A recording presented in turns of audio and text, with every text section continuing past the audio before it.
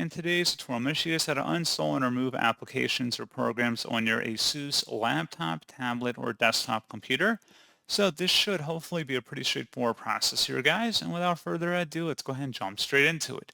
So all you have to do is open up the search menu, type in Control Panel. Best result, you'll come back with Control Panel. Open that up. Set your view by in the top right to large icons, and then go down and select Programs and Features. Locate the program you want to remove and then select uninstall and then walk through the uninstallation wizard, and that's all you have to do. So pretty straightforward process, guys, and as always, thank you for watching. I do hope that was able to help you out, and I do look forward to catching you all in the next tutorial. Goodbye.